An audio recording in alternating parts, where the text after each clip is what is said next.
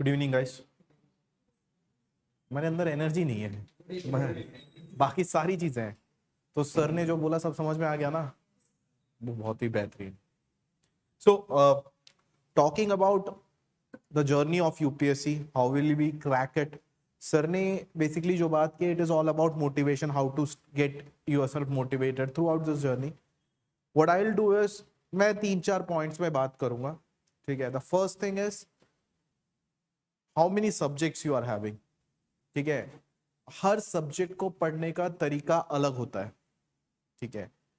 एक particular subject को कैसे पढ़ना चाहिए, आंसर राइटिंग पे कैसे फोकस होना चाहिए, न्यूज़पेपर को कैसे फोकस करना चाहिए, एंड कितने बजे सुबह उठ के पढ़ना चाहिए, ये सारे एस्पेक्ट्स हैं।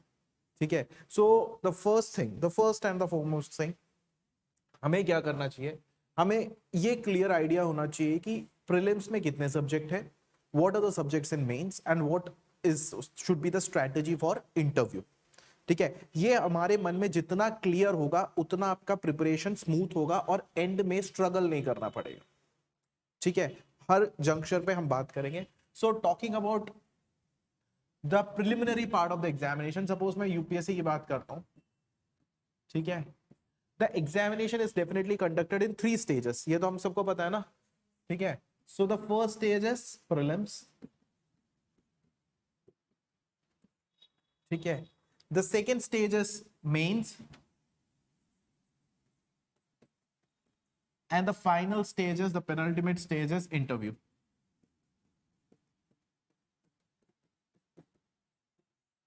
अब यू ऑल नो कि प्रीलिम्स में कितने सब्जेक्ट्स हैं। ठीक है। प्रीलिम्स में 2 पेपर होंगे। हम पेपर पॉइंट ऑफ व्यू से बात करेंगे कहां पे कैसे फोकस करना है। Number 1 general studies 1। ठीक है। जीएस 1। और नंबर 2 इज सी सेट। ठीक है। नाउ टॉकिंग अबाउट प्रीलिम्स, इसमें कौन कौन से सब्जेक्ट्स आएंगे, what are the subjects which you have to learn in the prelims. The first subject is polity, history, geography,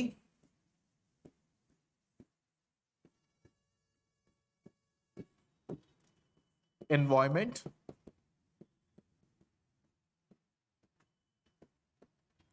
science and technology,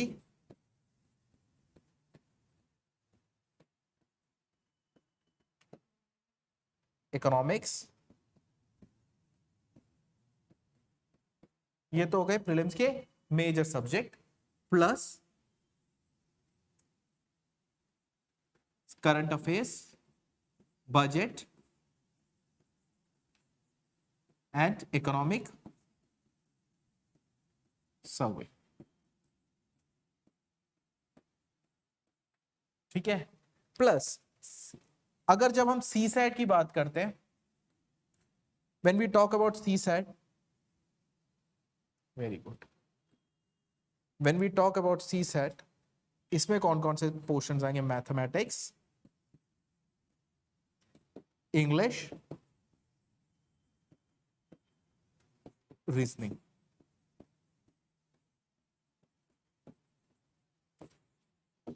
ठीक है। अब पहले बाकी अब मेंस के सब्जेक्ट्स पे लिखते हैं, फिर हम स्ट्रैटेजी डिस्कस करेंगे कि कैसे है, क्या करना है। इतना तो समझ में आ गया ना कि कौन कौन से सब्जेक्ट्स हैं। अब हम आते हैं मेंस पॉइंट ऑफ व्यू से कि मेंस में कौन कौन से सब्जेक्ट आएंगे। देखो, ये सब्जेक्ट्स आपको प्रीलिम्स के लिए भी पढ़ना है and it has to be done for the mains also. ये जो जीएस के सब्जेक्ट्स है, मेंस में आपके जो सब्जेक्ट्स अलग से पढ़ना होगा, that is international relations,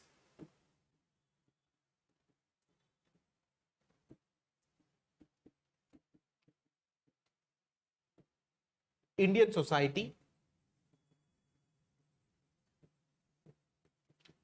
internal security,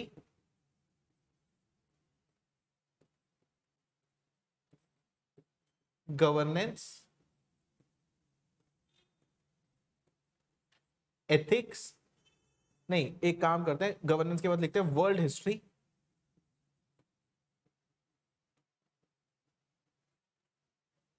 फिर मेंस में 3 बड़े सब्जेक्ट्स आपको पढ़ने हैं जिसके बारे में हम बात करेंगे, एथिक्स, एसे ऑप्शनल।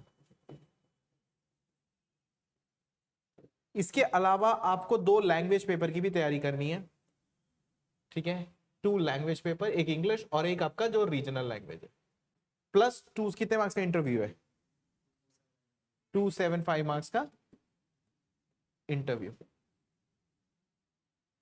इतने ही चीज पढ़ना है, इसके अलावा तो कोई नहीं पढ़ना, ठीक है। अब हम देखते हैं इसको पढ़ना कैसे है। द फॉरमोस्ट थिंग, सबसे पहले जो आपका पढ़ने का टास्क होना चाहिए वो कहां से शुरू होना चाहिए। सबसे पहले अगर मेरा पर्सपेक्टिव मानो, देखो मैं बहुत क्लियरली और ब्लंटली ये बताता हूं कि you should listen to me, ठीक है, but you should create your own strategy, ठीक है। मैं वो स्ट्रैटेजी बताऊंगा जो मेरे लिए वर्क करा है, ठीक है। आपको मेरा जरूर सुनना है, आपको XYZ सर का भी सुनना है, आपको कोई सीनियर टॉपर बताते हैं सबका सुनना है, but every student strategy should be exclusively for him और हर। इट शुड नॉट बी नहीं मेरा सुन लिया मेरे को कॉपी करने की कोशिश करें, नहीं। I will tell you all those insights जहां आप गलत हो सकते हो, but you have to create your own strategy. Now talking about all this subjects, कैसे पढ़ना है, ठीक है। जो सबसे पहला चीज आपका करना है दैट इज एनसीईआरटी को कवर करना है, ठीक है। This is the most fundamental and the basic thing which you have to do. अब एनसीईआरटी को कवर कैसे करना है वो भी मैं बताऊंगा, बट उससे पहले एक बात ये समझ लो कि एनसीईआरटी को कवर करते वक्त हम यूजुअली कहते हैं read the lines of NCERT, but UPSC में वो नहीं चलेगा। यूपीएससी में you have to read in between the lines of NCERT.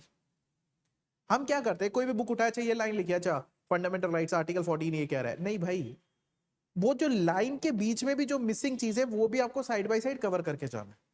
सो हो सकता है कि एक पेज, अगर मैंने देखा है कि कुछ कुछ लोग होते हैं एक पेज 30-40 सेकेंड्स में पढ़ लेते हैं, या 50 सेकेंड्स में, या 1 मिनट 2 मिनट में पढ़ लेते हैं, बट जब आप पहली रीडिंग कर रहे हो you have to read it thoroughly, between the lines underline करके एक एक चीज। नहीं है भाई, आज के टाइम पे गूगल अवेलेबल है, सर्च करके देखो, ठीक है।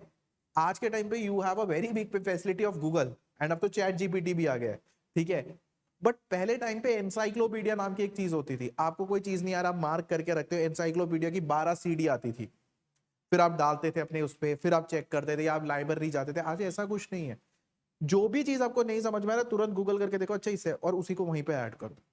यूज टेक्नोलॉजी, ठीक है। एनसीईआरटी, अब इसको रीड कैसे करना है। यूजुअली क्या होता है, यूपीएससी बोलता है कि you should be very thorough with 6 to class 10th NCERT, plus अगर आप 11th और 12th का एनसीईआरटी पढ़ते हो, if you are able to read 11th and 12th NCERT, it is cherry on the cake, कि मतलब बहुत ही अच्छी बात है। अब इसको पढ़ना कैसे है, मैंने देखा है बच्चे बैठते हैं 6 क्लास की एनसीईआरटी पढ़ रहे हैं, फिर 7th की पढ़ रहे हैं, फिर 8th की पढ़ रहे हैं, फिर 9th की पढ़ रहे हैं, ठीक है, और फिर एंड में जाके उसको पता चलता है भाई 6 की एनसीईआरटी तो मैं भूल ही गया, ठीक है। Always read in reverse direction. उसका रीजन मैं बताता हूं। अब imagine yourself as a kid who is studying, suppose you are a person who is studying and X is a person who is studying in 6th class, imagine करो। अब उसके NCERT में there will be 4 lines on fundamental rights, कि fundamental rights सबके पास होना चाहिए, ठीक है, फंडामेंटल राइट्स बहुत बेसिक है, इंडियन कॉन्स्टिट्यूशन के पार्ट 3 में लिखा है, 4 लाइन। अब जो 7th में जैसे ही आएगा वो एनसीईआरटी देखेगा तो उसमें भाई 2 लाइन और ऐड हो चुकी होगी, वही फंडामेंटल राइट्स 6 लाइन हो चुका होगा। जैसे ही वो 8th में आएगा, ये फंडामेंटल राइट्स के पास 10 लाइन होगा, ठीक है। अब वो 9th में आया, वो लाइन 15 लाइन हो जाएगी, फंडामेंटल राइट्स चेंज नहीं हो रहा है, 15 लाइन हो जाएगा, ठीक है। और 10th में आया तो फंडामेंटल राइट्स और थोड़ा बड़ा हो गया और 2-3 एग्जांपल्स और ऐड हो जाएंगे, ठीक है। 11th 12th में तो पूरा डिटेल्ड एक्सप्लेनेशन होगा। सबसे पहले क्या करो, अगर आप ऐसे पढ़ोगे तो 4 लाइन यहां से सीखोगे, फिर 2 लाइन ऐसे सीखोगे, फिर ऐसे सीखोगे, एक बढ़ता जाएगा। सबसे पहले क्या करो, सॉरी, क्लास 10th की एनसीईआरटी निकालो। पढ़ने से पहले एक दिन पहले, मतलब आज रात को आप सो रहे हो, ठीक है, तो सोने से पहले आपको अगले दिन क्या करना है उसका टॉपिक्स रेडी होने चाहिए। This is what I used to follow. क्यों? मैं रात को 3 बजे उठता हूं, ठीक है, 3 बजे उठकर मैं 15-20 मिनट ये डिसाइड करने में लगा दूं मुझे आज ये पढ़ना है, ये पढ़ना है, वो मेरा वेस्ट है। मेरे साथ ये होना चाहिए जब मैं सुबह उठूं मेरे टेबल पे ऑलरेडी रेडी होना चाहिए what is the task for that particular day. और रात को आप जब थके थके सो रहे हो तो मतलब आप पूरे ड्रेन्ड ऑफ हो गए हो, तब अब यार कल ये करना है, ये करना है, ये करना है, और आपका फ्लो भी रहेगा क्योंकि पूरे दिन आपने पढ़ा है। फिर सो जाओ, रात को 3 बजे उठो, अच्छा ये टॉपिक है, ठीक है, ओके डन, ये करना है, हमें क्लियर आइडिया है, फिर पढ़ने बैठो। So you don't waste much time in early morning for strategizing. Point number 1, ठीक है। 10th क्लास की एनसीईआरटी सबसे पहले पढ़ो, ठीक है। एनसीईआरटी पढ़ा, कुछ मत करना। अब सपोज आपने लिखा है कि 10th क्लास की एनसीईआरटी से मैं प्रीएम्बल टॉपिक पढ़ूंगा और पार्ट 1 ऑफ इंडियन कॉन्स्टिट्यूशन पढ़ूंगा, क्या पार्ट 1 भी पढ़ लूंगा, पार्ट 2 सिटीजनशिप भी पढ़ लूंगा। ये मेरा आज का पहला टास्क है। तो मैंने उठाया एनसीईआरटी, मैंने एनसीईआरटी की एक एक लाइन को अंडरलाइन कर करके उसको पूरा गूगल वगैरह करके जो मैंने उसमें ऐड करना था, सब्ट्रैक्ट करना था, मैंने पूरा अंडरलाइन करके लिख लिया। मतलब उसी के अंदर मैंने मार्किंग कर ली। 10th क्लास इज डन, ठीक है। जब आप 10th क्लास कर चुके होंगे, आप फिर 9th क्लास का भी देखो एक बार कि यार इसमें कुछ अलग लिखा, ऑब्वियसली 10th क्लास से कम लिखा होगा। Go through the 9th class NCERT कि 9th क्लास में क्या लिखा है, देखो। सपोज इसमें 2 लाइन कम ही लिखा होगा, ज्यादा तो लिखा नहीं होगा। फिर 8th का देखो, ठीक है, ऊपर ऊपर से देखते जाओ कि क्या क्या लिखा है। 8th का लिख लिया, 7th 6th में देख लो, कुछ नहीं मिलेगा, सब कुछ कवर हो चुका है। 7th तक आते आते तो सब कुछ हो चुका होगा, वो सारी 10th और 9th में कवर हो चुकी होंगी। अब आपने लिख लिया, आपने ये टॉपिक्स कर लिए, ओके डन। ये जो आपने एनसीईआरटी में पढ़ा ना, इसका एक कंपाइल्ड नोट बना लो। एक नोटबुक लो, यू टेक अ नोटबुक, ठीक है, खाली एनसीईआरटी के नोट्स होने चाहिए, उसमें लिखो प्रीएम्बल, ठीक है, और लिखो सब्जेक्ट पॉलिटी। इसमें जो चारों एनसीईआरटी इसमें से आपको की एसेंस मिला है। फर्स्ट टाइम पे कभी भी पढ़ते पढ़ते नोट्स नहीं बनाते, क्योंकि आपको हर वक्त ये लगेगा सारी चीज इंपॉर्टेंट है। So what you have to do is, आपने 2 रीडिंग करी, 2 रीडिंग के बाद आपको पता चल जाएगा यार इसमें से की पॉइंट्स ये है, खाली की पॉइंट्स के नोट्स बना लो। समझ में आ गया? की पॉइंट्स के नोट्स बना लो and keep the notes aside, खत्म आपका काम। एनसीईआरटी का नोट्स ऐसे बनता है। फिर जब आपका बेस क्लियर हो जाएगा, आप 11 12 का एनसीईआरटी भी पढ़कर इस नोट्स के साथ ऐड कर सकते हो। पहले 10 to 6 में बेस को अच्छे से क्लियर कर लो, ठीक है। समझ में आ गया? ऐसा नहीं कि पूरी एनसीईआरटी पढ़ दी फिर उसको साइड में रख दिया, ऐसा नहीं होता, ठीक है। एक एक एनसीईआरटी लो, टॉपिक को स्टडी करो और उसको साइड में रखो। क्लियर? एनसीईआरटी कैसे पढ़ना है। अब पॉइंट नंबर 2, आपके पास क्या होगा, अब एनसीईआरटी कौन कौन से सब्जेक्ट का पढ़ना है, that is also very critical. NCERT आपको पढ़ना है पॉलिटी का, हिस्ट्री का, geography and economics. This are the 4 subject जिसका एनसीईआरटी आपको बहुत क्लियरली पढ़ना है, और आपको कोई सब्जेक्ट का एनसीईआरटी नहीं पढ़ना है। This are the 4 subjects, polity, ठीक है, history, geography and economics. Clear? ये पढ़ के साइड में रख दिया। अब इसके बाद आपके पास क्या आता है, आपको एनसीईआरटी कैसे पढ़ना है समझ में आ गया। The first thing is clear.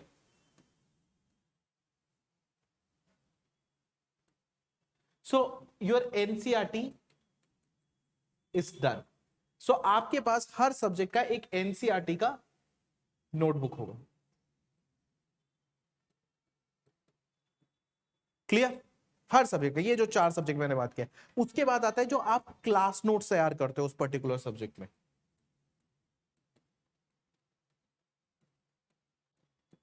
आपके टीचर ने क्लास में पढ़ाया, सबसे पहले क्या करो, उस क्लास नोट्स को एटलीस्ट, अगर नोट्स अच्छे हैं, देखो ऑब्वियसली नोट्स अच्छे बनने चाहिए, लाइक 4 to 5 टाइम्स उसको रिवाइज करो।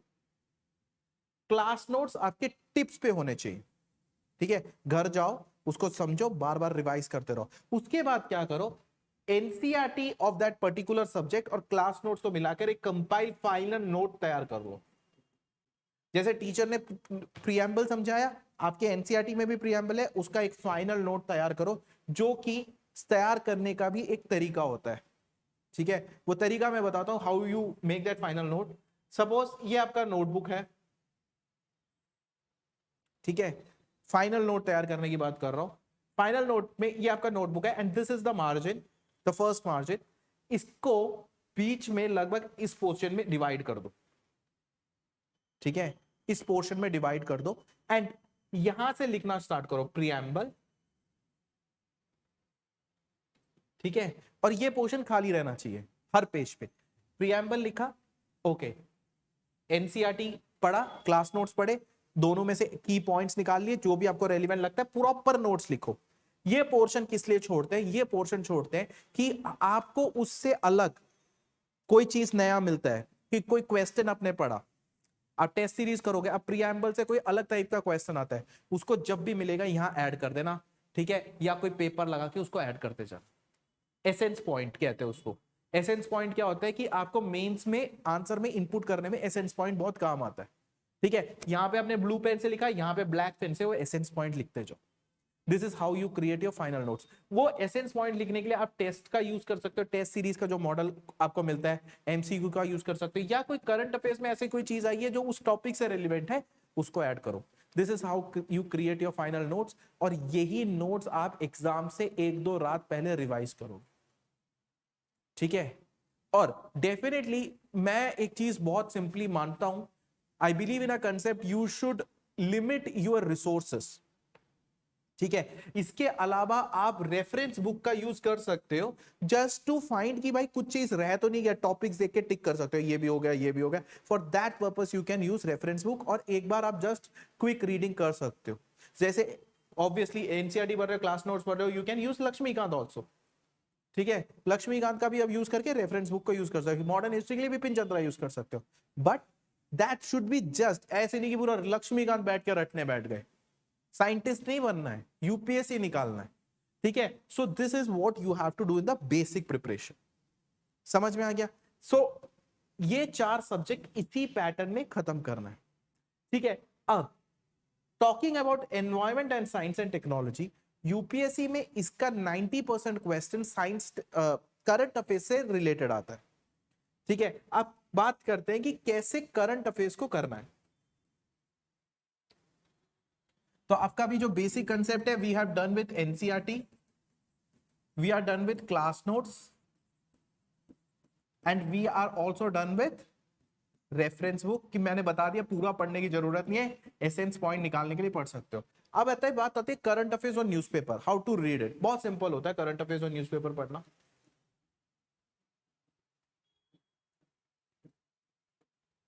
कैसे पढ़ोगे बताओ? ऑनलाइन वह कैसे पढ़ोगे करंट अफेयर्स और newspaper?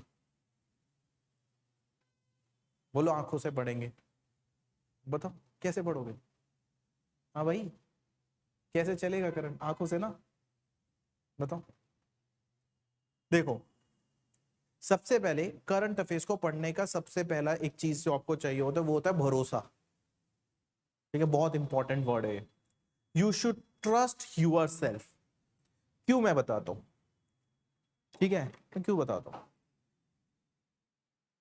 I did almost all my preparation in library. मैं पहले भी बता चुका, मैं अपने घर पे नहीं पढ़ता था।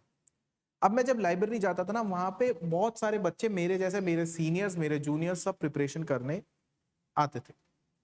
तो वो अपना मटेरियल लेकर आते थे, कुछ लाइब्रेरी में बैठ आप लाइब्रेरी की बुक्स लेते थे, बट सब अपना अपना मटेरियल लेकर आते थे। एज अ स्टूडेंट आपके पास एक जो बहुत बड़ा फैक्टर होगा वो ये होगा कि when you see other studying something ना, आपको लगता है यार ये इंपॉर्टेंट है। अब अपने कंटेंट पे भरोसा नहीं करते एंड यू फील लाइक उसका कंटेंट इंपॉर्टेंट है, वो भी पढ़ना है। तो क्या होता है कि you waste lot of time in thinking that how to do that also, or how to inculcate that portion also into your like study routine. Don't do it. Current affairs करने के लिए first thing you should identify your sources, the first and foremost thing, and the first day of preparation to the last day of preparation वो sources constant रहने चाहिए। देखो, कुछ हमें लगता है कि यार ये बेटर है तो हम उसको ऐड कर सकते हैं। ऐसा नहीं है कि मैंने लिख लिया मैं 5 ही किताब पढ़ूंगा बट मेरे को पता है छठे बुक से क्वेश्चन आ रहा है तो मैं नहीं करूंगा because I have limited my sources. No, it's not like that, it's not at all like that. आपको क्या करना है? कुछ बोल रहे होते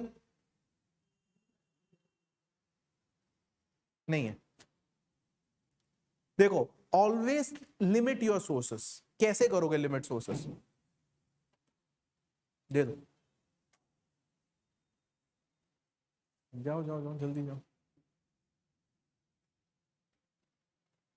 सबसे पहले कैसे लिमिट करोगे? क्या क्या हो सकते हैं करंट अफेयर्स के सोर्सेस? न्यूज़पेपर, चलो हम लिख देते हैं हिंदू न्यूज़पेपर, बट यूपीएससी को मत बताना कि हिंदू पढ़ते हैं। ठीक है, हिंदू न्यूज़पेपर आपने बोला, ठीक है, ओके फाइन। क्या? मंथली मैगजीन,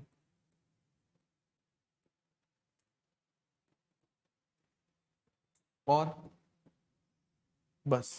और मंथली में कवर हो गया ना? तुम क्यों अपना टाइम वेस्ट कर रहे हो? और बताओ।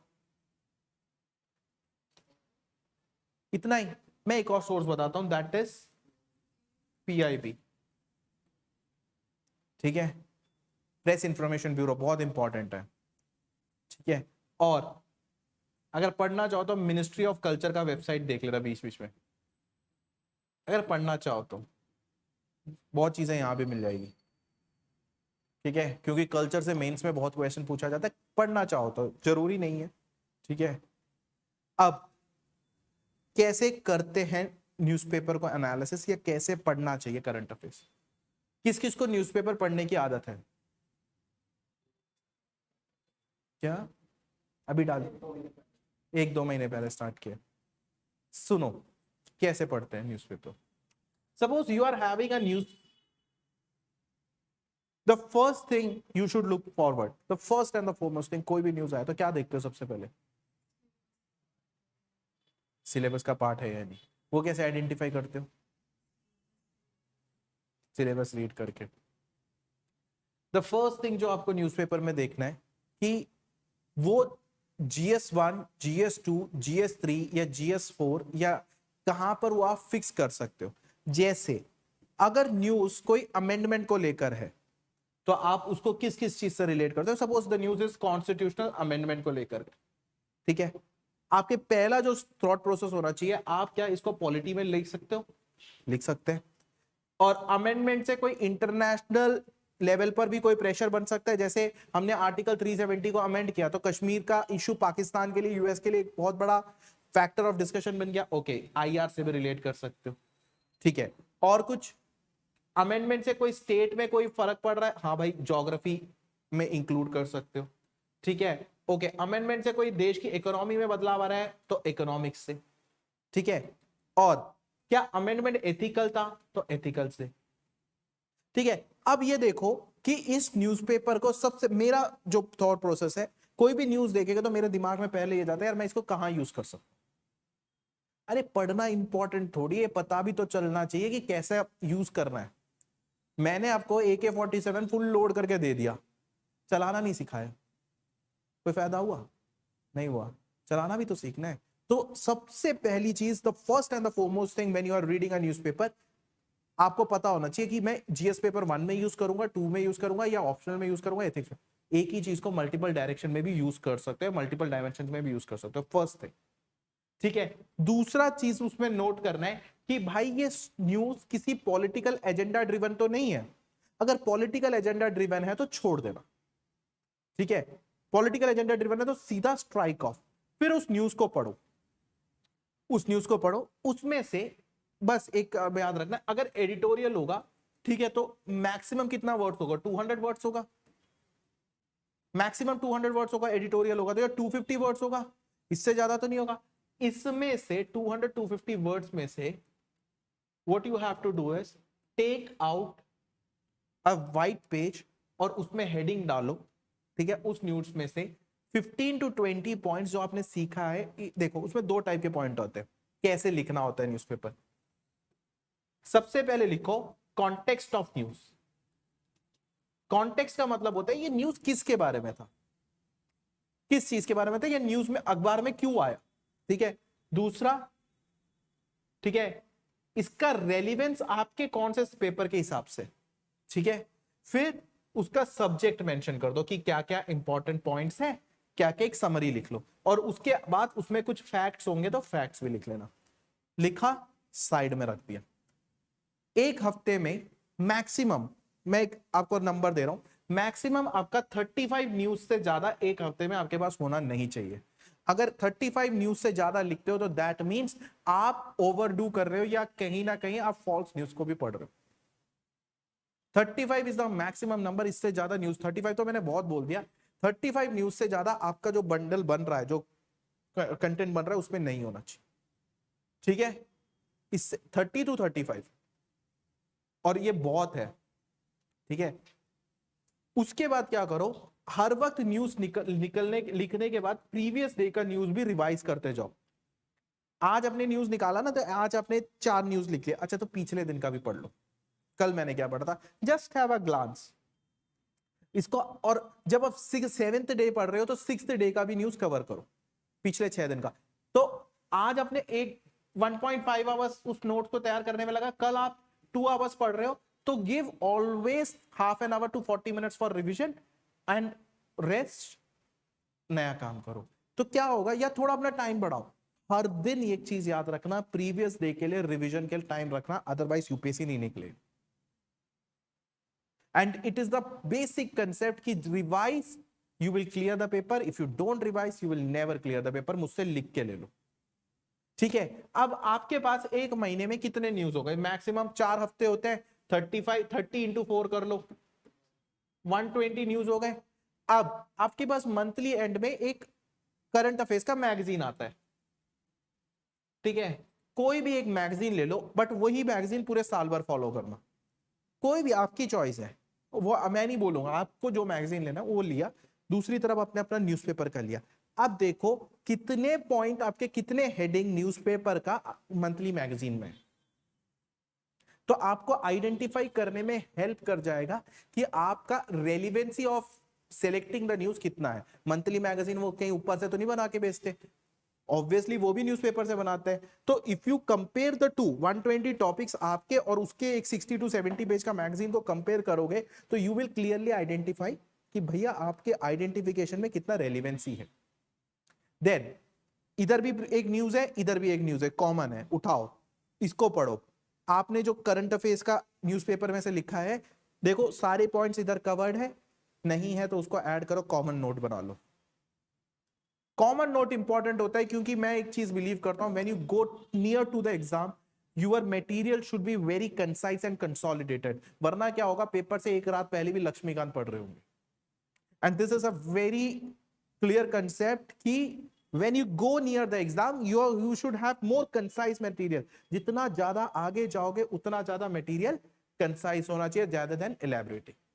समझ में आ गया न्यूज़पेपर कैसे पढ़ना है, ठीक है, this is one thing. Now talking about कि किसी सब्जेक्ट को, अब हमने क्या क्या टॉपिक डिस्कस कर लिए, एक मिनट, हमने बात कर लिया NCERT, class notes, reference book को कितने लेवल तक यूज करना है, न्यूज़पेपर प्लस मंथली मैगजीन।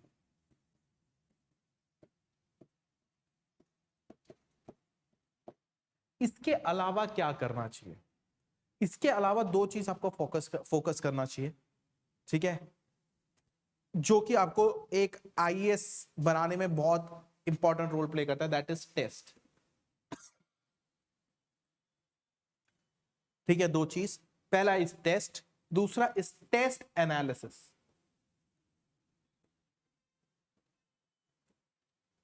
ठीक है, जैसे आपने ये पॉलिटी का सब्जेक्ट पढ़ लिया, ठीक है, आपने पॉलिटी पढ़ लिया, पॉलिटी आपकी तैयार हो गई। अब पॉलिटी तैयार, मेरे तरफ से तैयार होने का मतलब क्या है, you have ticked the column of NCERT, सारी एनसीईआरटी कवर हो गई, क्लास नोट्स कवर कर लिया, एक कॉमन नोट भी बना लिया, ठीक है, और रेफरेंस बुक भी हो गया। दैट मीन्स आपका एक polity subject full and final हो गया, ठीक है, दैट मीन्स ये आपके पास फाइनल नोट्स रेडी हो गए।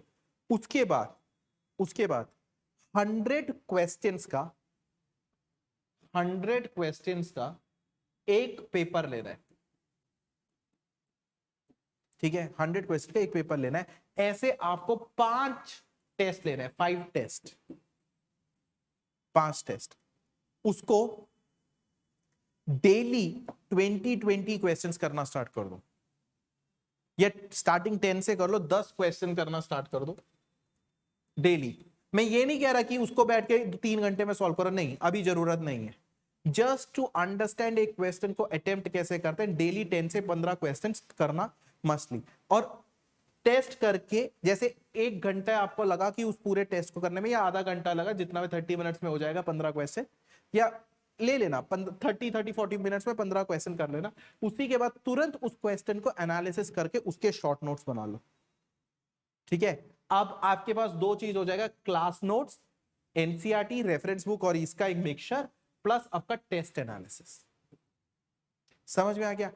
500, देखो 100 क्वेश्चन है, 100 क्वेश्चन का मतलब क्या, एक टेस्ट में 100 क्वेश्चन। अब एक चीज समझो, consider the following statement question है, उसके बाद 4 स्टेटमेंट आते हैं, ठीक है। उसमें से हो सकता है 2 स्टेटमेंट गलत है, 2 स्टेटमेंट सही है, ठीक है। अरे जब आप इस 4 स्टेटमेंट को बहुत अच्छे से एनालिसिस करोगे, तो मतलब एक क्वेश्चन से 4 टॉपिक भी तो क्लियर हो रहे हैं। तो एक टेस्ट से 100, अगर 100 क्वेश्चन है तो 400 स्टेटमेंट को भी तो आप क्लियर कर रहे हो सकता है कि यहां पर ये स्टेटमेंट आपने पढ़ा, यहां पर वो गलत है, बट वो किसी क्वेश्चन का सही स्टेटमेंट भी तो हो सकता है। समझ रहे हो? जैसे लिखा है, सपोज क्वेश्चन है, ठीक है, the weather of Delhi is very high, the temperature in Delhi is very high, okay, some areas of Delhi is witnessing rain. अब पहला स्टेटमेंट क्लियर है, टेम्परेचर हाई है, ठीक है। सेकंड स्टेटमेंट रॉन्ग है, बट हो सकता है किसी और कॉन्टेक्स्ट में वो स्टेटमेंट राइट हो। सो इसलिए कहते हैं कि test analysis is very important, कि 15-15 क्वेश्चन करोगे अभी बर्डन नहीं होगा, ठीक है। तो ये आपका दूसरा चीज होना चाहिए कि टेस्ट और टेस्ट एनालिसिस। लास्ट में क्या है, लास्ट में ये एनालिसिस करते वक्त आपके मार्क्स 0 आया, आई डोंट माइंड, नेगेटिव आया, आई डोंट माइंड, कि 200 नंबर का पेपर करा, हो सकता है -75 आया, कोई दिक्कत नहीं है, क्योंकि नेगेटिव मार्किंग में तो कोई दिक्कत नहीं है। इसको इतने इन डेप्थ में एनालिसिस करो, जब आपका ये सब्जेक्ट, ये सब्जेक्ट, ये सब्जेक्ट और ये सब्जेक्ट फुल्ली कवर हो जाता है। एवरी सैटरडे संडे या सैटरडे गिव 2 टेस्ट, ठीक है। एवरी सैटरडे गिव 2 टेस्ट, 2-2 घंटे के टाइमर लगा के ऐसे एनवायरमेंट में करना कि उस 2 घंटे में कोई उठो नहीं। Like properly UPSC test, full length test दो, पॉलिटी, इसके से जा रहे सब्जेक्ट खत्म हो जाए। एवरी सैटरडे संडे आदत डाल लो, और उसमें देखो कि आपके कितने मार्क्स आ रहे। हो सकता है 200 में से, हो सकता है स्टार्टिंग में 40 आए, बट कोई दिक्कत नहीं है, उसको 40 से 60 करने की कोशिश करो, 60 से 70 करने की कोशिश करो, 70 से 80। मैं आपको गारंटी कर सकता हूं 15 टेस्ट के बाद you will yourself score more than 120। ये मेरी गारंटी है, टेस्ट का बहुत बड़ा रेलिवेंस है, ठीक है। और ये समझ में आ गया, ठीक है। मैथ्स, इंग्लिश, रीजनिंग स्टार्टिंग में पढ़ने की कोई जरूरत नहीं, you can start after November, अक्टूबर नवंबर के बाद स्टार्ट कर सकते हो। जीएस में पूरा एम्फेसिस करो, ठीक है। ये इतना कॉज ऑफ वरी नहीं होगा, लोग बोलते हैं डिफिकल्ट है, बट मुझे नहीं लगता इतना कॉज ऑफ वरी नहीं होगा। फिर आते हैं मेंस के सब्जेक्ट पे, इंटरनेशनल रिलेशनशिप। जो क्वेश्चन है, जब आप यूपीएससी का न्यूज़पेपर पढ़ोगे और करंट अफेयर्स पढ़ोगे, और क्लास में जैसे मैंने बेसिक करवा दिया है, ठीक है, तो आपको आईआर में कोई दिक्कत नहीं आएगी, छोटा सब्जेक्ट है। इंडियन सोसाइटी ज्यादा से ज्यादा 15 दिन में खत्म हो जाएगा, इंटरनल सिक्योरिटी 12 दिन में खत्म हो जाएगा, गवर्नेंस 10 दिन में खत्म हो जाएगा। ये सारे सब्जेक्ट छोटे छोटे सब्जेक्ट्स हैं। टाइम लगेगा वर्ल्ड हिस्ट्री में 20 क्लास लगा लो, 20-21 क्लास लगा लो, कोई पूरा स्टोरी बेस्ड सब्जेक्ट है। बट यहां पर एम्फेसिस किसमें करना है, एथिक्स, एसे और ऑप्शनल, ठीक है। ऑप्शनल में be wise in selecting your optional, जो अपने बस की होना वही करना। क्या बस की मतलब क्या बात करता हूं मैं ऑप्शनल में, सब्जेक्ट शॉर्ट हो, सब्जेक्ट पढ़ते वक्त आपको एक उससे कनेक्शन फील हो रहा हो। इकोनॉमिक्स ले रहे हो, कनेक्शन फील नहीं हो रहा, या कोई और एंथ्रोपोलॉजी ले लिया, नहीं कनेक्शन फील नहीं हो रहा है, सारी चीज नया है। ऐसा ऑप्शनल लेना जिससे आप जब उस ऑप्शनल को पढ़ रहे हो there should be a common connect with that subject. Common connect का मतलब क्या होता है कि उसको आप खुद से घर पे पढ़ भी रहे हो तो आपको बेसिक तो समझ में आना चाहिए, वरना क्या होगा कि you will lose interest in the class. ठीक है, आप कोई नया सब्जेक्ट पढ़ते हो तो आपको क्या होगा, इंटरेस्ट लूज हो जाएगा। So you should have some idea about that subject. ठीक है, वो सिलेबस एनालिसिस करके या प्रीवियस लेक्चर्स द्वारा देकर आपको समझ में आ जाते हैं मेरी बस की बात है या नहीं।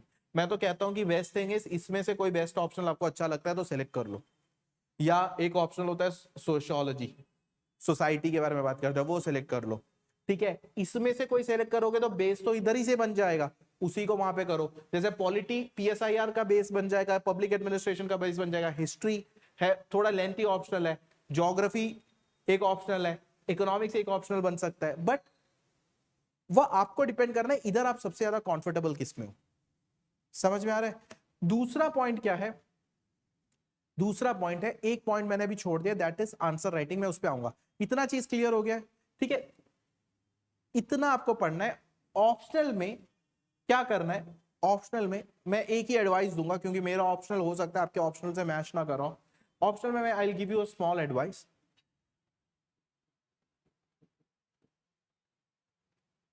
ठीक है, ऑप्शनल में जब भी आप ऑप्शनल पढ़ोगे तो एक चीज ध्यान रखना, जैसे मैं एक अपना ऑप्शनल है मेरा पब्लिक एडमिनिस्ट्रेशन, मैं उसका एग्जांपल लेके बताता हूं।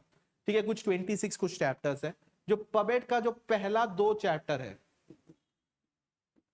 दो चैप्टर है, इसको करवाने के लिए कम से कम 60 घंटे लगते हैं, 50 से 60 घंटे, खाली पहले पेपर वन का पहला दो चैप्टर। ठीक है, पेपर टू करीब 75-80 घंटे में पेपर टू पूरा खत्म हो जाता है, बट पेपर वन के ये दो टॉपिक करवाने के लिए 50, अच्छे से करवाने के लिए 50 से 60 घंटे लग जाएंगे। अब आपको एज अ स्टूडेंट, या कोई सोशियोलॉजी ले लो, इकोनॉमिक्स ले लो, आपको एज अ स्टूडेंट क्या करना होता है, जब एक चैप्टर खत्म हो जाए, एक चैप्टर खत्म हो गया, आपने रेफरेंस बुक पढ़ा, जैसे पब्लिक एडमिनिस्ट्रेशन में मैंने बोल दिया ठीक है, मैंने टॉपिक पढ़ा दिया, मैंने कहा मोहित भट्टाचार्य पढ़ो या XYZ टॉपिक्स पढ़ो। ठीक है, आपने पढ़ लिया, आपने अपना एक फाइनल नोट तैयार कर लिया, आपने पूरा रेफर कर लिया, आपको टॉपिक समझ में आ गया। हर वक्त चैप्टर समरी लिखना सीख लो। This is very important in optional. पूरा चैप्टर करने के बाद राइट डाउन चैप्टर समरी। क्यों चैप्टर समरी लिखना है बच्चों? चैप्टर समरी इसलिए लिखना है क्योंकि क्योंकि ये चैप्टर समरी ही हेल्प करेगा आपको पूरा ऑप्शनल को दोबारा रिवाइज करने में, क्विक रिवीजन करने में। क्योंकि आपका यहां पे चल ये दो चैप्टर पढ़ाते हुए 150 पेजेस हो जाते हैं। ठीक है, अब वो पूरा तो दोबारा रिवाइज नहीं करोगे, तो जैसे जैसे पढ़ के कुछ टॉपिक्स हो गए, उस टॉपिक से एक समरी लिख लो, चैप्टर समरी या टॉपिक समरी लिख लो for quick revision, which will help you. और side by side answer writing भी ऑप्शनल की स्टार्ट करना, ऑप्शनल आंसर राइटिंग के लिए वेट मत करना। ठीक है, ये दोनों चीज बहुत इंपॉर्टेंट है ऑप्शनल में। ठीक है, अब ethics, I don't feel it's a very tough subject, upgraded version of moral science. ठीक है, वो हो जाएगा। मैं एक चीज यहां बताना चाहूंगा कि स्कोर कैसे रखने की कोशिश करना। अगर मैं ऑप्शनल, दो पेपर होंगे, टू पेपर्स, 500 मार्क्स, बाकी स्ट्रैटेजी तो आपके टीचर्स बताएंगे जो जो ऑप्शनल पढ़ा रहे हैं। ठीक है, 360 से 420 के बीच में स्कोर करने की कोशिश करना। 500 में से 360 से 420 ये आपका टारगेट होना चाहिए। एथिक्स 250 में का पेपर है, 120 से लेकर 140 के बीच में स्कोर करने की कोशिश करना। एंड एसए 130 से लेकर 140 के बीच में स्कोर करने की कोशिश करना। इतना स्कोर कर दोगे ना, इसके बीच में, इस रेंज के बीच में, कोई आईएएस बनने से नहीं रोक पाएगा, कोई भी नहीं रोक पाएगा। तो इतना स्कोर करने की कोशिश करना, उसका बहुत वैलिड रीजन है। क्यों मैं बता देता हूं क्यों। अगर आप चलो कितना मान लो, 380 मान लो, ऑप्शनल में 380 मिल गए, ठीक है, और एथिक्स में कितने, सपोज 130 मिल गए, ठीक है, और एसए में कितने, सपोज 135 मिल गए, कितने हो गए, 5, कितने हो गए, 14, 645 हो गए ना। अब मैं आपको एक चीज दिखाता हूं, मेरे पास टॉपर का मार्क्स होगा, मैंने बताया था ना टॉपर के मार्क्स एक बार,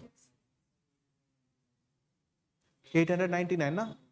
हाँ, मेंस में जो रैंक 1 है उसके मार्क्स कितने थे? 899 थे। ठीक है, दैट मींस आपके पास 899 में से 645 माइनस कर लो, कितने बचे?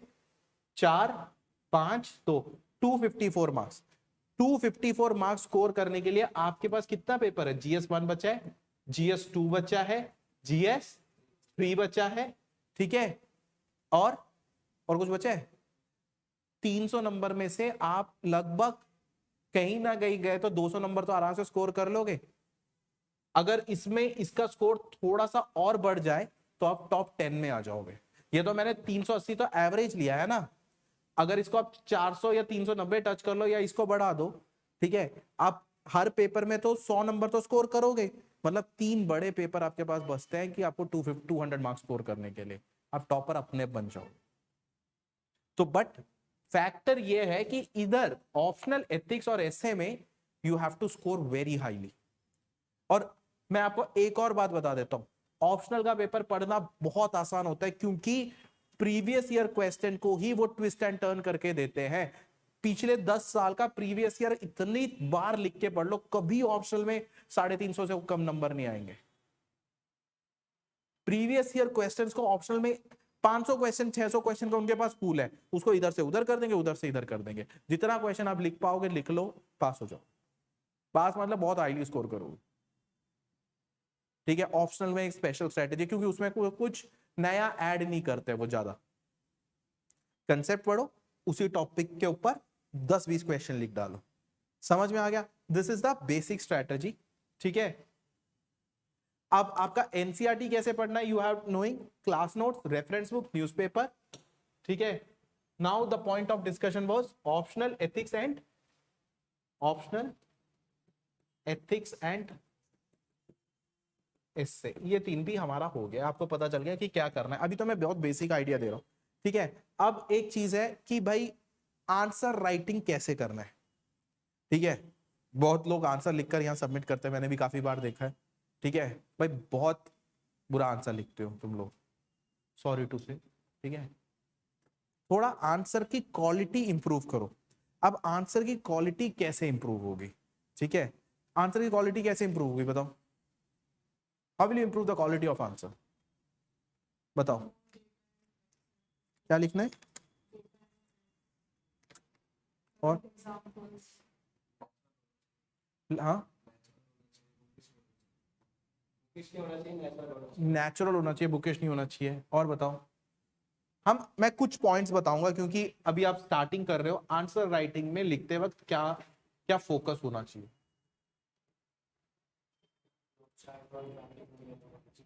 और क्या होना चाहिए?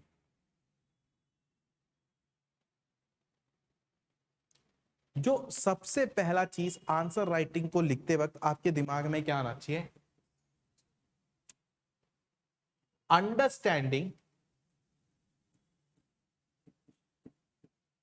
अंडरस्टैंडिंग बोलो, डिमांड ऑफ क्वेश्चन।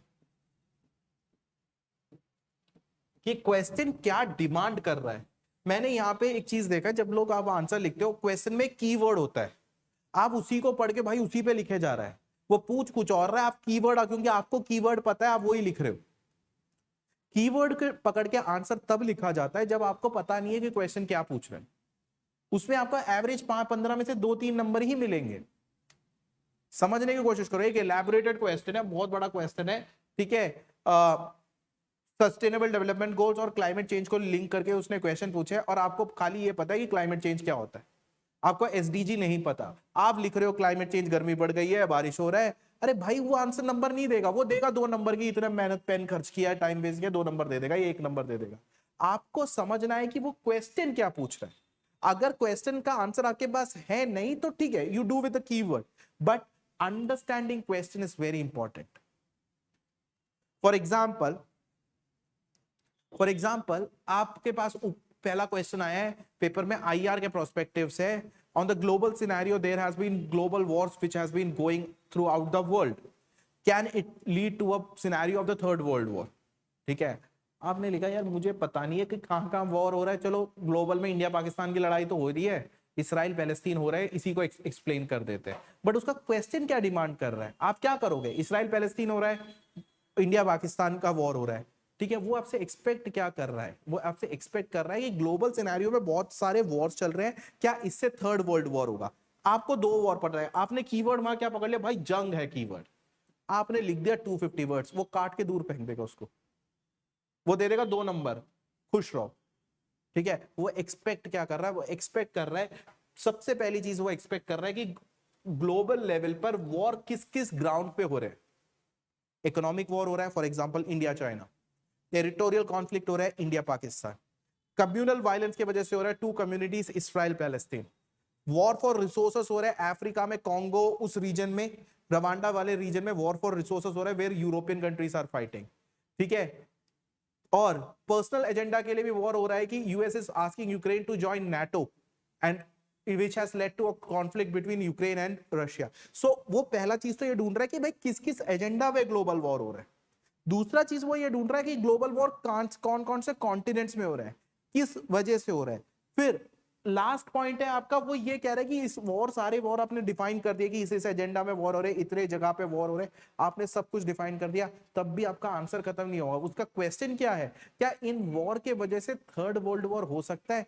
फिर आप लिखोगे फर्स्ट 2 वर्ल्ड वॉर्स क्यों हुए थे, और आपको क्यों लगता है थर्ड वर्ल्ड वॉर नहीं हो सकता है? क्योंकि यूएन जैसा एक ऑर्गेनाइजेशन है, and we are on different global grounds, we are talking about global peace. तो आपने क्या क्या लिखा कि भाई वॉर के एजेंडे क्यों क्यों हो रहा था, व्हाट आर द ग्राउंड्स, किस किस देशों के बीच में हो रहा था, ठीक है। आपको क्यों लगता है कि फर्स्ट 2 वर्ल्ड वॉर क्यों हुए थे, और थर्ड वर्ल्ड वॉर क्यों नहीं हो सकता है यूएन की वजह से, और फिर लास्ट में लिख दोगे हो भी सकता है कि अगर यूएन फ्लॉप हो गया, तो तब जाकर वो खुश होकर देगा 15 में से 11-12 नंबर, नहीं देगा 10 देगा, ठीक है। अब you have to understand the first and the foremost thing, understanding the demand of the question, ठीक है। और आपका आंसर क्वेश्चन से एक कोहेरेंस फील करना चाहिए, वरना वो कोहेरेंस मतलब आपको उसको लगना चाहिए यार इसमें कंटेंट है, ठीक है। दूसरा जो बात है कि भाई कंटेंट कैसे प्रेजेंट करना है। आप लोगों का, सॉरी टू से, आप लोगों के कुछ आंसर्स मैंने पढ़े, ठीक है, उस आंसर में कंटेंट क्वालिटी बहुत पुअर है, ठीक है। कंटेंट क्वालिटी बहुत पुअर है क्योंकि उस आंसर्स में जो ऑलरेडी ज्वाइन कर चुके, मैंने उनसे आंसर्स पढ़े हैं, कभी ऐसे मिल जाते हैं, मैं देख लेता हूं, तो कंटेंट क्वालिटी बहुत पुअर है। क्योंकि आप लोग क्या करते हैं, आप लोग लिखते हैं नहीं यार आज सर ने बोला है 250 वर्ड्स लिखना है, मैं तो लिख कर आऊंगा, उसी चीज को 10 बार लपेट के वो करके ये करके वहां पे पेपर सबमिट होता है, और उसमें से मैंने देखा है जो भी चेक करता है 15 में से 2, 15 में से 3, 15 में से 4, नहीं ऐसा नहीं होता है, ऐसा नहीं होता है। Before writing an answer do proper research, ठीक है। जरूरी नहीं है आज आपको 250 वर्ड्स के 5 आंसर लिखने हो, मैं कहता हूं कि भाई 2 दिन में 4 आंसर लिख लो, एक दिन में 2 ही आंसर लिखो, बट वो आंसर प्रॉपर रिसर्च होना चाहिए, ठीक है। और वो आपके एक फाइल अलग बननी चाहिए, इस आंसर में प्रॉपर रिसर्च होना चाहिए। So next time when you are writing an answer, उसको ऐसा रेफरेंस आंसर ले सकते हो कि पिछली बार मैंने ये लिखा था और यहां गलती थी, और अगला आंसर जब मैं करूंगा रिसर्च उसके पर्सपेक्टिव से होना चाहिए। सपोज मैंने गूगल का यूज किया, मैंने क्लास नोट्स पढ़ा उस आंसर को लिखने के लिए, मैंने क्योंकि जो कंपाइल्ड मैंने बनाया है वो पढ़ा मैंने, और उसके बाद मैंने टॉपर्स कॉपी देख लिया या कोई एआई साइट का यूज किया, उसके बाद मैंने आंसर लिखा, मैंने सबमिट कर दिया, उसमें से भी कुछ करेक्शन करके आ गया, ठीक है। तो मुझे लगा यार कुछ तो गड़बड़ है, वो करेक्शंस नेक्स्ट आंसर में रेक्टिफाई होना चाहिए। ऐसे थोड़ी कि पकड़ा लिख के पकड़ा दिया, पकड़ा लिख के पकड़ा दिया, ऐसा नहीं होता। You have to work out your content. एक 8 मिनट का आंसर लिखने के लिए स्टार्टिंग में एक बच्चे को 20 से 25 मिनट प्रॉपर रिसर्च करके नोट्स बनाने चाहिए, then only you will enhance your knowledge. 8 minute में आंसर करना इंपॉर्टेंट नहीं है, मैं फर्स्ट लॉट ऑफ प्रिपरेशन की बात कर रहा हूं, first time when you are starting the preparation, 30 minutes you do the research, write a 10 to like answer, write your answer in 8 to 10 minutes. जैसे जैसे आगे जा रहे, वो जो 8 to 10 मिनट्स है वो अपने आप 6 मिनट में कन्वर्ट हो जाएगा। कोई फायदा नहीं है विदाउट रिसर्च आंसर लिखकर। तो दूसरा पॉइंट है कि आंसर में स्ट्रक्चर होना चाहिए। स्ट्रक्चर इन द सेंस, देखो सबसे पहला क्या चीज बताया मैंने, क्वेश्चन का डिमांड समझना है, ठीक है। कंटेंट क्वालिटी, कंटेंट रिसर्च होना चाहिए, स्ट्रक्चर होना चाहिए। ठीक है, स्ट्रक्चर दो टाइप के स्ट्रक्चर होते हैं, एक how you are presenting your answer, like उसमें इंट्रोडक्शन होना चाहिए, आपका बॉडी आएगा और एक कंक्लूजन होना चाहिए। ये होता है पहला structure, how you are presenting your answer. There is some one more thing called as facial structure. Facial structure क्या होता है कि जैसे मैंने आंसर लिखा, मैं उसमें क्या क्या नोट करूंगा, मार्जिन, एसेंस पॉइंट मैंने मार्जिन से शुरू करा। ठीक है, मैंने बुलेटिन डाल के पॉइंट शुरू करे, बट मुझे कोई एग्जांपल हाईलाइट करना, जैसे यूजुअली मैं करता हूं कि मैंने सारे इसको ऐसे ऐसे ऐसे ऐसे करके लिखा। ठीक है, मैंने इंट्रो शुरू किया, सपोज दिस इज मार्जिन, मैंने यहां से इंट्रो शुरू किया, मैंने यहां से इंट्रो शुरू किया। अब मुझे कोई एसेंस पॉइंट्स दिखाना है, मैंने उसको यहां से मैंने एसेंस पॉइंट निकाल दिया। अब मुझे कोई एग्जांपल लिखना है, तो एग्जांपल लिखने के लिए मैंने कोई और चीज से बुलेटिन बना दिया, जिससे वो डायरेक्टली वो एग्जांपल देके वो खुश हो जाए। I have to drive the attention of the checker examiner into my answer. उसको मैं दिखा रहा हूं कि भाई मेरे पास नॉलेज है, नॉलेज है, उसको दिखना भी तो चाहिए। That is how you present your answer with facial expression. ठीक है, ये होता है फेशियल एक्सप्रेशन। और दूसरा क्या होता है, ऑब्वियसली स्पीड। ठीक है, स्टार्टिंग में आपका स्पीड बहुत स्लो होगा, कोई दिक्कत नहीं है, but by the January February next year, January February, you have to start writing at a good speed. ठीक है, तो उस पर आपको वर्क करना है। जैसे स्टार्टिंग में अगर एक आंसर लिखने के लिए 15 मिनट यूज करते हो, तो ट्राई की आगे जब जाओगे, जैसे जैसे जितना लिखोगे वो 8 मिनट में आ जाए, और फिर जब घर पे एसी में बैठ के लिख रहे हो वो 6.5 मिनट में आ जाए। ठीक है, और एग्जामिनेशन हॉल पे 250 वर्ड्स लिख रहे हो तो वो 7 मिनट तक खत्म हो जाए। अगर 6.5 मिनट में लिख सकते हो तो let me tell you, you are in a very good space. उसके लिए बहुत मेहनत करनी पड़ती है, जल्दी हाथ चलना चाहिए, हैंड आई कोऑर्डिनेशन बहुत हाईली वर्क होना चाहिए। ठीक है, और तो थर्ड पॉइंट इज एम्बलिशमेंट्स, और last point is embellishments. Embellishments क्या होता है, ये तो हो गया डिमांड, कंटेंट, रिसर्च, स्ट्रक्चर। एक पॉइंट और होता है एम्बलिशमेंट्स। एम्बलिशमेंट्स एक आंसर राइटिंग में वो पॉइंट होता है कि आंसर के अंदर एग्जाम्पल होना चाहिए। ठीक है, एक कोट अगर कहीं लिख सकते हो तो कोट होना चाहिए, फ्लो चार्ट्स होने चाहिए, मैप्स होने चाहिए, डायग्राम्स होने चाहिए। अगर ये सारे एडिशनल चीज आपके आंसर के अंदर है तो आपके आंसर राइटिंग में ज्यादा नंबर मिलते हैं। समझ में आया, ये होता है एम्बलिशमेंट। और लास्ट चीज जो आप आंसर राइटिंग में कर सकते हो वो है कि कीवर्ड सारे आंसर में कवर अप होने चाहिए। आप कीवर्ड को पकड़ के आंसर मत लिखो, बट कीवर्ड आंसर में कहीं ना कहीं इंक्लूड कर दो। तो हर आंसर में आप कीवर्ड्स तैयार कर लो। देखो स्टार्टिंग में जब आंसर कर रहे हो ना, तो अच्छे से रिसर्च करके आंसर लिखो, अच्छे से you do the research and right the answer. जैसे जैसे आगे जाओगे ना, कुछ कोट्स तैयार कर लो। अरे ज्योग्राफी में क्वेश्चन आएगा तो मैं ये कोट डालूंगा, आईआर का क्वेश्चन होगा तो मैं ये कोट डालूंगा। अपने पास सेट ऑफ कोट्स तैयार कर लो, अपने पास सेट ऑफ फैक्ट्स तैयार कर लो, अपने पास सेट ऑफ क्या बोलते हैं कि इंपॉर्टेंट स्टेटमेंट्स तैयार कर लो, इंटरनेशनल रिलेशंस को लेकर, डिजास्टर मैनेजमेंट को लेकर, कुछ अच्छे अच्छे एग्जांपल्स निकाल के लिख के रख लो। और जब ये सब तैयार हो जाएंगे ना, आपको पता होना चाहिए पेपर से कितना महीना मिलता है प्रीलिम्स और मेंस के बीच में, 3 महीना। इस 3 महीने में एक दिन में 17 घंटे पढ़ोगे, 17 से 18 घंटे सोओगे खाओगे, इसके अलावा क्या करोगे, कुछ नहीं करोगे। खाना खाते वक्त भी तो कुछ ना कुछ एग्जाम पॉइंट ऑफ व्यू से देख रहे हो, तो मैं मानता हूँ 17 घंटे पढ़ने चाहिए। ठीक है, अब तुम थोड़ा कम भी कर लो, कोई दिक्कत, 16 मान लो। ठीक है, तो उसमें आपके पास रिसोर्सेस इतने हद तक तैयार होने चाहिए कि रिवाइज कर रहे हो and you are able to use it. आपके पास, वरना उस टाइम पे गूगल पे कोड थोड़ी ढूंढने जाओगे। It should happen right now, right now it should happen. ठीक है, तो इन सब की अलग अलग फाइल होनी चाहिए और आपको पता होना चाहिए कि मेरे पास क्या क्या है। ठीक है, मैंने अपने मेरे 3 इंटरव्यूज हैं और उसमें फर्स्ट इंटरव्यू में मैंने एक गलती करी थी। मेरे पास ना बहुत ज्यादा रिसोर्सेस हो गए थे, मैंने कुछ ज्यादा ही मेहनत कर ली थी, तो मुझे पता नहीं था एंड में मेरे पास क्या क्या है। वो तो पेपर के बाद जब मैंने अपनी अलमारी साफ करी, मैंने कहा यार मेरे पास तो ये भी था। सो ये मैंने सेकेंड अटेम्प्ट और थर्ड अटेम्प्ट में नहीं की गलती। आई वॉज वेरी क्लियर कि मेरे पास क्या क्या है। तो वो मेरे को काफी टाइम सेव करने में हेल्प कर गया। तो फर्स्ट अटेम्प्ट में मेरे प्रीलिम्स का स्कोर कुछ 120 के लाइन में था, बट सेकंड अटेम्प्ट में मेरा प्रीलिम्स का स्कोर 135 140 के लाइन में था। वो जो कवर अप था वो ये था कि भाई मैंने, और कट ऑफ से मेरे 20 नंबर कुछ ज्यादा थे। वो कवर अप कैसे हुआ, मैंने जो अपनी फर्स्ट अटेम्प्ट में गलती कर दी उसको मैंने रेक्टिफाई कर दिया। अच्छा मेरे को पता है मेरे पास क्या क्या है, उसी को रिवाइज करना। और थर्ड अटेम्प्ट में मेरे को लगा यार प्रीलिम्स तो मेरा निकल रहा है, I followed the same step, mains निकल रहा है, I followed the same step. So आपको जो चीज सही कर रहे हो उसको सही करते जाना है, और जो चीज गलत कर रहे हो उसको तुरंत रेक्टिफाई करना है। गलती एक्सेप्ट करके उसको रेक्टिफाई करने में कोई अर्ज नहीं है। अगर मेरे को आज आप बता दो यार ये चीज गलत है, तो मैं बोलूंगा ठीक है गलत है तो गलत है, आई रेक्टिफाई इट। ठीक है, अब एक लास्ट चीज मैं बताता हूं, टाइम भी हो गया। द लास्ट थिंग कि पढ़ना कैसे है, कुछ बेसिक चीजें हैं। ठीक है, मोटिवेशन सर ने बताया पढ़ना कैसे है। Always stay head of your competitors. पहले एक चीज समझने की कोशिश करो, करोल बाग में या मुखर्जी नगर में या हैदराबाद, ये तीन ही हब है मेजर प्रिपरेशन के centres.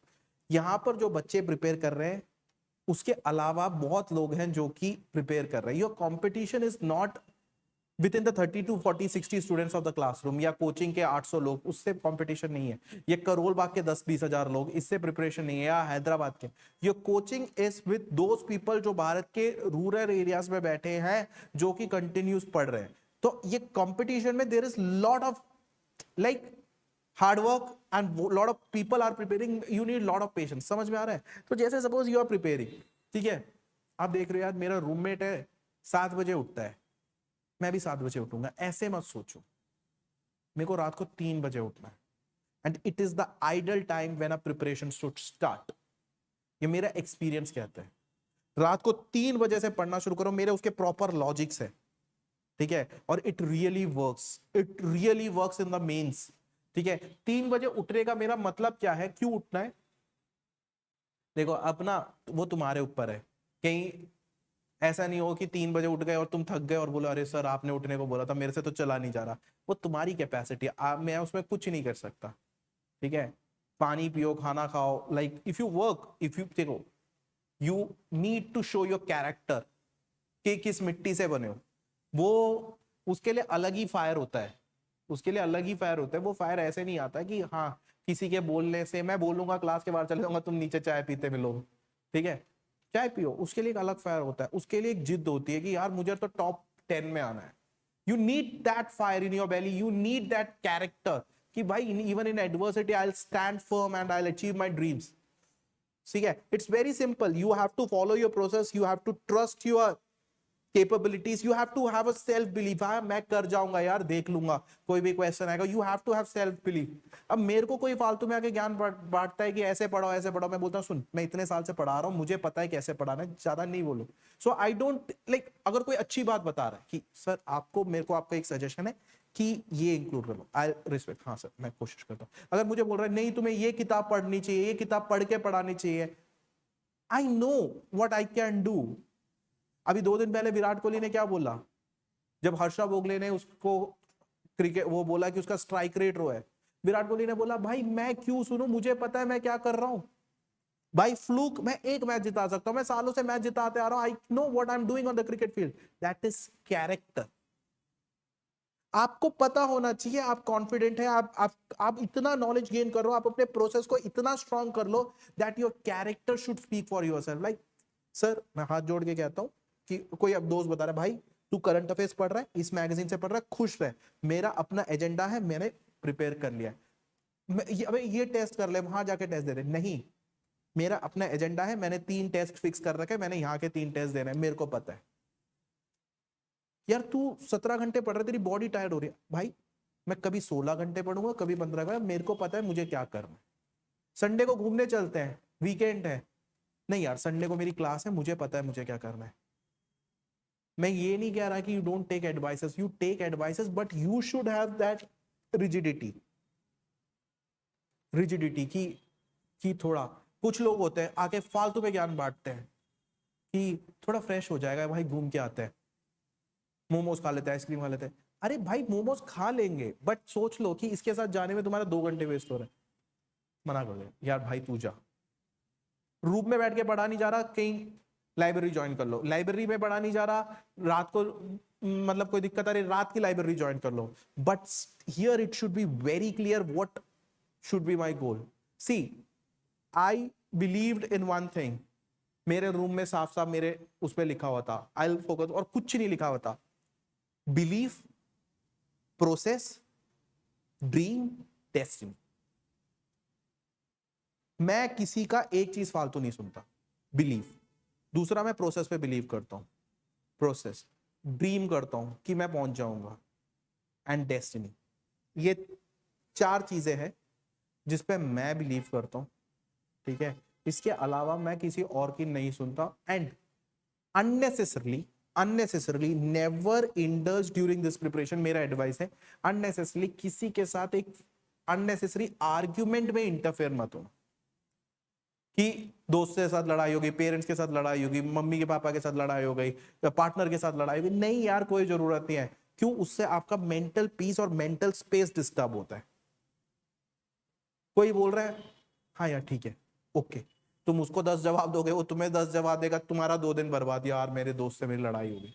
Never interfere in an argument. जैसे इफ इन माई केस, मैं किसी से बात करना ज्यादा पसंद नहीं करता अपने घर पे भी ड्यूरिंग माई प्रिपरेशन डेज और व्हेन आई एम स्टडीइंग. तो कोई किसी ने बोल दिया ये कर दो, मैं कहता हूँ हाँ ठीक है हो जाएगा, बट मेरे को पता है मेरे पास टाइम नहीं है, अभी करना है. मैं ऐसे देखता हूँ, चुपचाप चले जाता हूँ. तो वो सामने वाला समझ गया कि इसका मूड खराब है, तो मैं पहले बोल देता हूँ मेरे को प्रीलिम्स से 10 दिन पहले, प्रीलिम्स से 1 महीने पहले, मेंस के वो 3 महीने, कोई मुझसे कुछ मत बोलना, कोई भी कुछ मत बोलना. सबको क्लियर कट इंस्ट्रक्शंस होते हैं, वरना मैं घर छोड़ के चले जाऊंगा. And I am not saying, आज भी पता होता है कि ये पढ़ रहा है तो इसको डिस्टर्ब करे तो इरिटेट हो जाएगा, तो कोई नहीं, कुछ नहीं बोलता. सो you should create that aura कि भाई मैं पढ़ रहा हूं, इतना सीरियसनेस है, कुछ 19-20 उधर इधर हो जाए तो डिस्टर्ब हो जाएगा, नहीं छोड़ दो. और कोई आर्ग्यू कर रहा है तो तुरंत कॉपी बंद करके सो जाओ. ठीक है, जब वो चुप हो जाएगा उठ के फिर पढ़ लो. माई कंसेप्ट इज वेरी क्लियर. तो ये एटीट्यूड डेवलप करना है. देखो 3 बजे से लेकर 7 बजे तक पढ़ने का एक एडवांटेज क्या होता है, मैं आपको बता देता हूं. आपका जो प्रीलिम्स के पेपर से पहले आपके पेट में बहुत सारी एंग्जाइटी होती है, बटरफ्लाईज होते हैं, तो रात को 3 बजे आंख खुल जाती है. ठीक है, और फिर 7 बजे तक आप सोचते रहते हैं अरे पेपर है, आज पेपर है यार, क्या होगा क्या होगा, तो आपकी बॉडी टायर्ड हो जाती है. तो पूरे साल भर ही 3 बजे से 7 उठ जाओ, ठीक है, तो उस दिन कुछ टायर्डनेस फील नहीं होगा. यू विल स्टे, वो कहेगा आने दो. तो 3 से 7 बजे तक मेरा एक एजेंडा होता है. मेरा प्रिंसिपल ये कहता है मुझे कि दुनिया के उठने से पहले मैं 2 सब्जेक्ट रिवाइज कर लूंगा.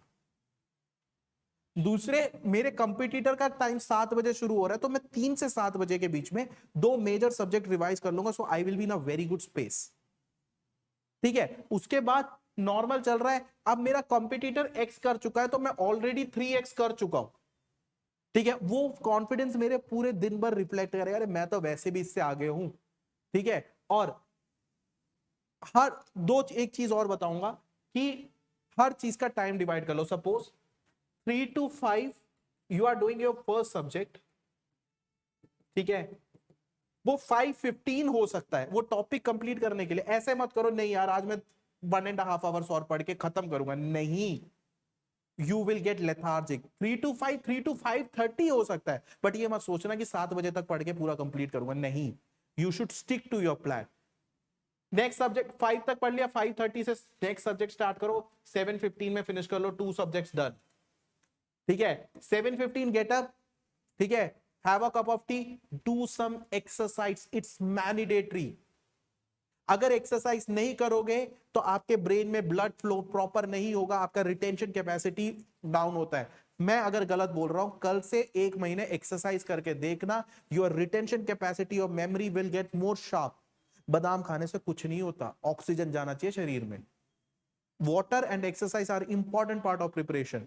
ठीक है, एक्सरसाइज करो, like take 40 to 50 minutes, freshen up, go to your like classes, आओ क्लासेस से घर गए, ठीक है, मत पढ़ो, खाना खाओ, सो जाओ, टेक 2 hours स्लीप. देन ये मस्ट होता है. लोगों को लगता है अरे यार 2 घंटे वेस्ट हो गए, अरे 2 घंटे तू पूरे दिन भर पढ़ा, तेरा दिमाग नहीं चलेगा भाई. Sleep for 2 hours, get up, fresh होते ही जब 2 hours से फ्रेश हो गए, करंट अफेयर्स पढ़ो. ठीक है, 2 आवर्स से एकदम फ्रेश होके उठ के तुरंत करंट अफेयर्स पढ़ा, 2-3 आवर्स करंट अफेयर्स पढ़ा, तो यहां पे भी आपने फ्रेश में करा, यहां पे भी आपने फ्रेश में करंट अफेयर्स पढ़ लिया। करंट अफेयर्स पढ़ लिया, लगभग आप सपोज 2 बजे घर पहुंचे हो, लाइक 1 o'clock आप 1:30 आप घर पहुंचे हो, आप 4 बजे तक सो गए, 4 से 6 6:30 बजे तक आपने करंट अफेयर्स पढ़ लिया। ठीक है, उसके बाद कॉपी बंद कर दो, बाहर थोड़ा घूमने जाओ, ठीक है, वॉक करो, वापस आओ, ठीक है, खाना वाना खाओ, 1-1.5 घंटे 10-15 जो क्वेश्चन प्रैक्टिस कर रहे हैं प्रैक्टिस करो और तुरंत कॉपी बंद करके सो जाओ। Stick to your plan. दूसरी बात, कभी भी ये मत सोचना कि 4 घंटे में एक सब्जेक्ट पढ़ के पहले सब्जेक्ट निपटा देता हूं, नहीं हो पाएगा। Always take 2 subject simultaneously. अगर ज्यादा कॉन्फिडेंट हो तो 3 भी लेकर जा सकते हो रिवीजन के टाइम पे। This are the basic plan. इसके बाद आपको कुछ क्वेश्चन पूछना है, मैं प्रमोद सर को भी बुला देता हूं। समझ में आ रहा है? ऑनलाइन समझ में आया? अभी तो तुम्हें बहुत समझना है, अभी तो तुम्हें कुछ समझ में नहीं आया होगा। अभी तो this journey has just begun, this is just a framework. ठीक है, this is just a framework and during this journey you will need to work out on lot of plans. कभी भी कोई प्लान में स्विच करना, you come to me, sir ये मेरे को अलग लग रहा है। जैसे that girl Divya, no, she sits here, usually वो हर हफ्ते में एक बार तो आती है, सर ये वर्क नहीं हो रहा है, थोड़ा चेंज करना है। क्या आपको क्या लगता है? जैसे पिछले हफ्ते उसका एक प्लान फ्लॉप हो गया, ठीक है, उसने कुछ वर्कआउट किया, उसका प्लान फ्लॉप हो गया, शी केम, सर मुझे लग रहा है मैंने गलती कर दी। सर